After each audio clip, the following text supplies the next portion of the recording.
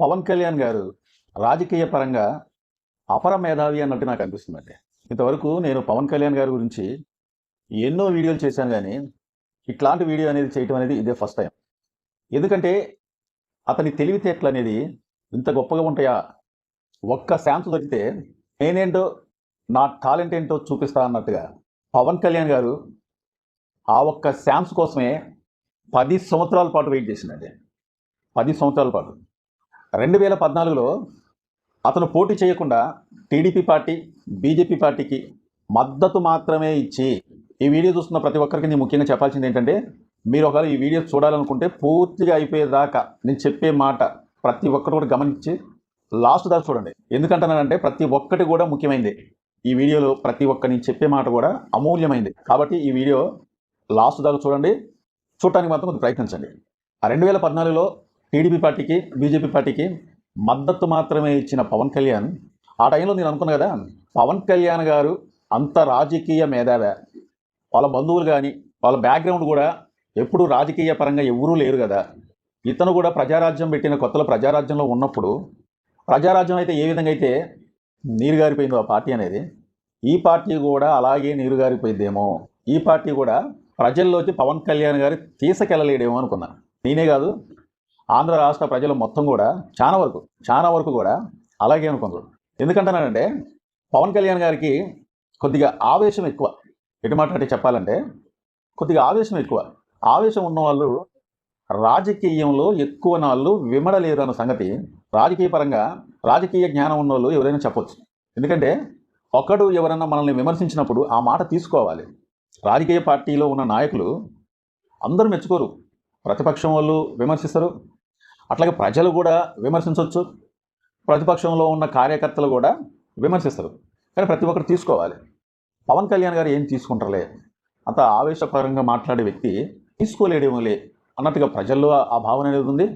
తీరా అతన్ని నేను బాగా గమనించింది ఏంటంటే, ఈ 10 సంవత్సరాల పాటు నాకు ఒక్క ఛాన్స్ దొరకదా, ఒక్క ఛాన్స్ అనేది దొరికితే నేనేంటో, నా పార్టీని ఎలా నిలబెట్టాలో, ప్రజల్లోకి ఆ ఒక్క ఛాన్స్ అనేది దొరికితే చాలు, నేనేంటో, నా సత్తా ఏంటో, రాజకీయ పరంగా నేను ఎలా ఎదగాలి, ప్రజల్లోకి వెళ్ళి ప్రజల్లోకి ఏ విధంగా మంచి చేయాలని చెప్పి అతను 10 సంవత్సరాల పాటు ఎన్ని విమర్శలు వచ్చినా తట్టుకుండండి. కానీ విమర్శలకు పవన్ కళ్యాణ్ తట్టుకోగలడా అన్నట్టుగా అనిపించింది ఫస్ట్లో. చివరికి ఏమైందంటే పవన్ కళ్యాణ్ గారిని విమర్శించినంత విధిగా ఎవరిని విమర్శించలేదేమో అన్నట్టుగా అనిపించింది. చివరకు వాళ్ళ ఫ్యామిలీలో ఒక్కరిని కూడా వదిలిపెట్టలే, చిరంజీవి గారితో సహా కూడా వాళ్ళ ఫ్యామిలీలో ఎవరిని కూడా వదిలిపెట్టలే. అయినా సరే పట్టు వదలని విక్రమార్కుడు అంటూ చూశారండి, పడ్డకాడే లెగాలి అని.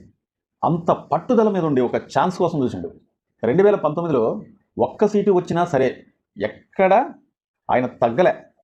ఒక్క సీటు వచ్చినా పోరాడదాం పోయేదేముంది అన్నట్టుగా అంత గొప్ప మాటలు ఒక స్ఫూర్తిగా తీసుకొని ఆయన నిలబడి టైం కోసం వెయిట్ చేసింది. ఇటు సినిమాలు చేసుకుంటూ, ఎందుకంటే ఒక పార్టీ నాయకుడిగా ఉండి, ఒక పార్టీ అధినేత ఉండి రాష్ట్ర వ్యాప్తంగా పార్టీని నడపాలంటే మామూలు విషయం కాదు. ఎన్ని విమర్శలు వచ్చినా తట్టుకోవాలి, ఎన్ని ఆకంఠాలు వచ్చినా తట్టుకోవాలి, పార్టీలో ఉన్న కార్యకర్తలు నిలబెట్టాలి, ఇంక్లూడింగ్ అలాగే నాయకులను కూడా ఎటువైపు జారకుండా చూసుకోవాలి. ఏం చూసుకుంటాలే అనుకుంటున్నాను నేనైతే. ప్రజల్లో కూడా చాలా వరకు నమ్మకం లేదు.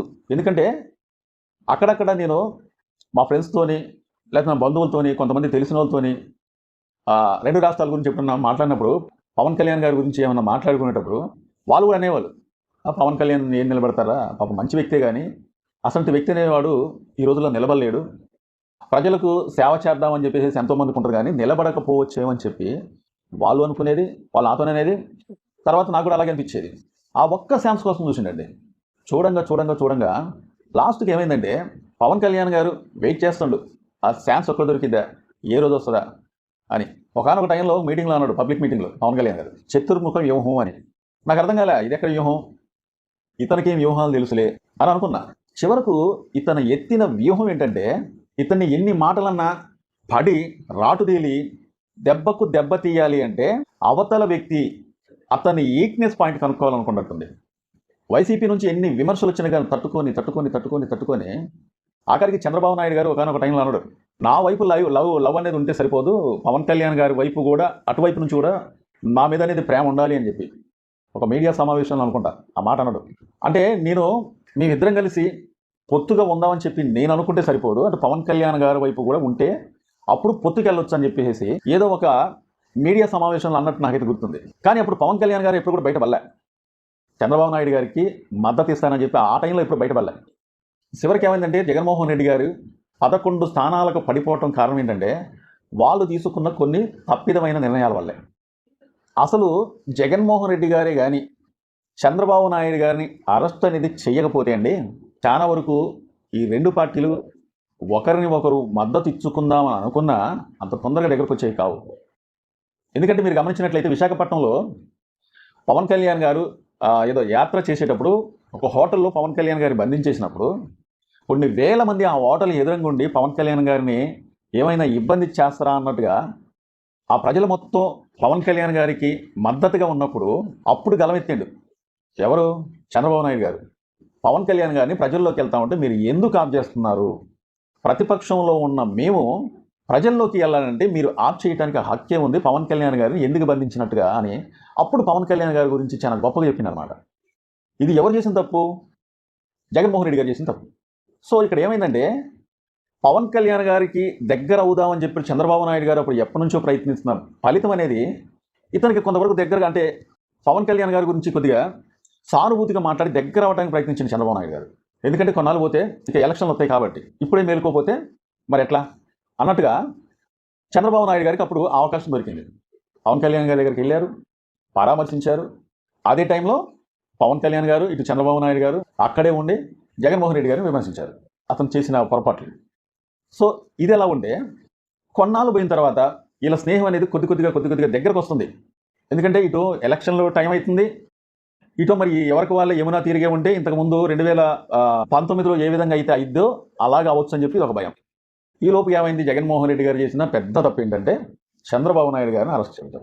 అరెస్ట్ చేసిన తర్వాత ఇందాక నేను ఒక మాట అన్నాను, ఒక్క ఛాన్స్ కోసమే 10 సంవత్సరాల పాటు వెయిట్ చేసిండు పవన్ కళ్యాణ్ గారు. ఆ టైం ఎప్పుడు వస్తుందా? ఆ చతుర్ముఖ వ్యూహం అనేది నేను పన్నాను కాబట్టి కరెక్ట్ సరిపోయిద్దని అనుకోండి. ఆ రోజు కోసం ఎదురు చూసిండు. ఎందుకంటే ఇటు జనాల్లోనూ సానుభూతి రావాలి మన చంద్రబాబు నాయుడు గారికి, సేమ్ టైం అదే సానుభూతి అనేది చంద్రబాబు నాయుడు గారి దగ్గర నుంచి కొంతవరకు పవన్ కళ్యాణ్ గారు లాక్కోవాలి. ఇది పవన్ కళ్యాణ్ గారు 10 సంవత్సరాల పాటు వెయిట్ చేసింది. వెంటనే ఆయన దగ్గరికి వెళ్ళిండు, క్షణం ఆలోచించలే, చంద్రబాబు నాయుడు గారి దగ్గరికి వెళ్ళిండు, పరామర్శించిండు. అప్పుడు అందరూ చూశారు, లోకేష్ గారు, ఇటు మన బాలకృష్ణ గారు, సేమ్ టైం పవన్ కళ్యాణ్ గారు, వీళ్ళు ముగ్గురు కలిసి వెళ్ళి పవన్ కళ్యాణ్ గారు వెళ్ళి ముచ్చటించి పరామర్శించి ఏం కాదు సార్ నేను ఉన్నానని చెప్పి అక్కడ ఆ కొద్ది టైంలోనే ఈ రెండు పార్టీలు ఆంధ్రప్రదేశ్కి మద్దతుగా ఉండటం చాలా అవసరమని రెండు ముక్కల్లో టకటక మాట్లాడుకొని ఇక నుంచి మనం ఒకటిగా ఉందాం, పోరాడదాం, వైసీపీ పార్టీ ప్రభుత్వాన్ని దించేసి మన ప్రభుత్వం ఏర్పాటు చేసుకుందాం అని చెప్పి అక్కడికక్కడే మాట్లాడి బయటకు వచ్చి ప్రకటించేసిందండి. ఇది ఎవరికి దక్కింది? పవన్ కళ్యాణ్ గారికి దక్కిన రాజకీయ పరంగా పెద్ద అదృష్టం అన్నమాట. ఎవరికి దెబ్బ వచ్చింది? వైసీపీ పార్టీ అధినేత జగన్మోహన్ రెడ్డి గారికి చాలా పెద్ద దెబ్బ వచ్చింది. ఇలా ఊహించలే. కానీ ఏమైంది, అనుకోకుండా వీళ్ళిద్దరికి ఒకటైపోయారు. బయటకు వచ్చిండు, ప్రెస్ మీట్లో ఏం మాట్లాడిందంటే చంద్రబాబు నాయుడు గారి గురించి చాలా సానుభూతిగా మాట్లాడి, ప్లస్ అలాగే వెంటనే అక్కడికక్కడే ప్రకటించేసిండు జనంలోకి ఈ రెండు పార్టీలు ఇక నుంచి కలిసి వెళ్తాయి అని. అట్లాగే అక్కడే ప్రకటించేసిండు. వెంటనే బీజేపీ పార్టీ కానీ వచ్చినట్లయితే మేము మద్దతు తీసుకుంటాం, ఈ మూడు పార్టీలు ఏకంగా ఉండి ఉమ్మడి కూటంగా వచ్చే ఎలక్షన్లో పోటీ చేయాలనుకుంటున్నాం, బీజేపీ ఒకవేళ వచ్చినట్లయితే ఈ మూడు పార్టీలు కూడా కలుస్తాయని చెప్పి అక్కడికక్కడ ఆయన ప్రకటించేసిండు. అక్కడి నుంచి స్టార్ట్ అయిందండి. ఈ టైం కోసమే 10 సంవత్సరాల పాటు వెయిట్ చేసిండు పవన్ కళ్యాణ్ గారు. నెక్స్ట్ ఆయన అయితే ఏ వ్యూహం అయితే వేసిండో సక్సెస్ అయిండు. 21 స్థానాలకి 21 ఎమ్మెల్యే సీట్లకి 21 ఎమ్మెల్యే సీట్లు గెలిచిండు, 2 ఎంపీ సీట్లు గెలిచిండు. ఆయన అయితే ఎక్కడైతే ఏ నియోజకవర్గంలో నిలబడిండో పిఠాపురంలో ఎమ్మెల్యేగా గెలిచి అత్యధిక మెజార్టీతో, ఇక అండర్లైన్ చేసుకోవాలి, అత్యధిక మెజార్టీతో గెలిచి ఒక 5-6 శాఖలకు మంత్రి అయ్యి ఇప్పుడు డిప్యూటీ సీఎం అయ్యి చక్రం తిప్పుతాడు. ఇది ఆయన వేసిన వ్యూహం అనేది. రెండోది ఏంటంటే అధికార పార్టీ అంటే ముఖ్యమంత్రి ఎవరు? చంద్రబాబు నాయుడు గారు. ఈ ప్రతిపక్షం ఎవరు? జగన్మోహన్ రెడ్డి గారికి ఇవ్వాలని చెప్పి జగన్మోహన్ రెడ్డి గారు అడిగినా కానీ ప్రతిపక్షంగా ఇవ్వట్లే. అందువల్ల ఆయన అసెంబ్లీకి రానన్నాడు. కానీ ఇక్కడ గొప్ప విషయం ఏంటంటే ప్రతిపక్షంగా అధికార పక్షంలో భాగంగా ఉండి ప్రతిపక్షం కూడా ఇతనే పోషిస్తుంది అనమాట. అందుకనే మీరు ఈ మధ్యలో గమనించారో లేదు, ప్రతిపక్షం అంటే ఏంటి? ప్రభుత్వం ఏమైనా తప్పులు చేస్తున్నట్లయితే ఆ తప్పులను నిగ్గదీసి అడగటం, అది ప్రతిపక్షం. మరి ప్రతిపక్ష హోదా అనేది ప్రతిపక్షంగా ఎలా ఉండడు? అధికార పక్షంలో అధికారంలోనే ఇతను ఒక భాగంగా ఉండి డిప్యూటీ సీఎం అయ్యి ఒక 5 శాఖలకు మంత్రిగా ఉండి పిఠాపురంలో ఎమ్మెల్యేగా గెలిచి మరి ఇతను ఎలా ప్రతిపక్షంగా ఉంటాడంటే ఉంటాడు. ఇక్కడ ఇదే పాయింట్ అనేది. ఎందుకని? ప్రతిపక్షంగా ఉండబట్టే మొన్న పిఠాపురంలో అధికార పార్టీ టీడీపీ పార్టీని కూడా ఎదిరించిండు. మీరు గమనించాలి. ఎదిరించి ఆడపిల్లల మీద అగత్యాలు జరుగుతూ ఉంటే హోంమంత్రి ఏం చేస్తున్నారు అని అనిత గారిని గట్టిగా అడిగిందా లేదా? అసంటి వాళ్ళను మీరు ఎందుకు శిక్షించట్లేదు? చంటి పిల్లల మీద అగత్యాలు జరుగుతూ ఉంటే, అత్యాచారాలు జరుగుతూ ఉంటే, మహిళల మీద అత్యాచారాలు జరుగుతూ ఉంటే ఆ నిందితులు మీరు ఎందుకు పట్టుకోలేకపోతున్నారు అన్నాడు. అడిగిందా లేదా? మరి అధికార పక్షంలో ఒక భాగంగా ఉండి, కూటమిలో ఒక భాగంగా ఉండి డిప్యూటీ సీఎం అయినా సరే అధికార పక్షాన్ని వెనకాల వేసుకొని రావాలి, లేకపోతే సీక్రెట్గా అయినా మాట్లాడుకోవాలి. అంటే ఇక్కడ ఇలా తప్పు ఉంది, ఇది చేయండి, ఇలాగ చేస్తే కరెక్ట్ అండి, మనకి చేయకపోతే ఎట్లండి అని చెప్పి మాట్లాడు. కానీ మరి ప్రతిపక్షం అనేది ఎప్పుడు సీక్రెట్గా మాట్లాడదు. క్యాబినెట్లో వీళ్ళు మాట్లాడుకోవాలి. ప్రతిపక్షం అనేది ఎప్పుడైనా అధికార పక్షంతో, అధికార పార్టీలో ఉన్న ఎవరినైనా, ముఖ్యమంత్రి గారితోనైనా ఇంకెవరితోనైనా సరే ప్రతిపక్షం వెళ్ళి సీక్రెట్గా మాట్లాడిద్దా? సీక్రెట్గా మాట్లాడిందని ప్రతిపక్షం ఎందుకంటారు? ఇక్కడ ఏం జరుగుతుందంటే ప్రతిపక్షం కూడా నేనే పోషిస్తున్నాను అన్నట్టుగా ఒక మెసేజ్ అనేది పంపించింది జనాల్లోకి పవన్ కళ్యాణ్ గారు. ఫస్ట్ నేను అదే అన్నా, రాజకీయ పరంగా అపర మేధావి పవన్ కళ్యాణ్ గారు అని చెప్పింది అదే అన్న. అందుకే పవన్ కళ్యాణ్ గారు స్టెప్ బై స్టెప్ ఇంతింత ఒత్తింత అన్నట్టుగా ఎదుగుతున్నాడు పవన్ కళ్యాణ్ గారు. 2014లో ఒక్క స్థానానికి కూడా పోటీ చేయకుండా 2019లో ఒకే ఒక్క స్థానానికి గెలిచిన తర్వాత 2024లో 21 స్థానానికి 20 స్థానానికి గెలిచి 2 ఎంపీ స్థానాలు గెలిచి ఈ రోజున ఈ స్థాయిలో నిలబడిందంటే అపర మేధావి అనుకోతే ఇంకేమనాలి. మా వీడియో చాలా మంది చూస్తున్నారు కానీ సబ్స్క్రైబ్ చేసుకోకుండా చూస్తున్నారండి. ఇలాంటి మంచి ఇన్ఫర్మేషన్ మంచి వీడియోలు అందించడానికి నేనున్నా. ఈ వీడియోపై మీ అమూల్యమైన కామెంట్ జరపండి. ఈ వీడియోకి ఒక లైక్ చేసుకోండి. మా వీడియో నచ్చితే సబ్స్క్రైబ్ చేసుకోండి. మరో వీడియో కోసం ఎదురు చూడండి. Thank you.